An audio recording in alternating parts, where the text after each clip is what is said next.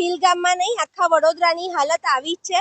અત્ર સર્વત્ર ભૂવા ભૂવા ને ભૂવા, જાણે મહારાજા સયાજીરાવ ગાયકવાડે કોઈ ખજાનો બાકી મૂક્યો હોય અંદર અને શોધવાનું ભૂલી ગયા હોય એમ નકશા વગર આખું વડોદરા ખોદી માર્યું છે। આ લોકોને જ્યાં સુધી એ ખજાનો નહીં મળે ને ત્યાં સુધી આની ઘોર નહીં મૂકે, ખોદામ ખોદ જ ચાલુ રાખશે। એટલે કાલે માનનીય વડાપ્રધાન શ્રી નરેન્દ્ર મોદી સાહેબ વડોદરાની મુલાકાતે આવ્યા। અમને તો ખૂબ જ ગમ્યું કે એરપોર્ટ થી લઈને ગદા સર્કલ સુધીનો રોડ ચકાચક કરી નાખ્યો। વડોદરાને સ્વર્ગ જેવી ફિલિંગ આવી ગઈ। હું તો મોદી સાહેબને કહીશ કે તમે અહીંયા જ રોકાઈ જાઓ તો આખું વડોદરા ચકાચક થઈ જાય, પણ તમારો બી ખર્ચો વડોદરાવાસીઓને પોસાય એમ નથી, એટલે એવું નહીં કરી શકીએ।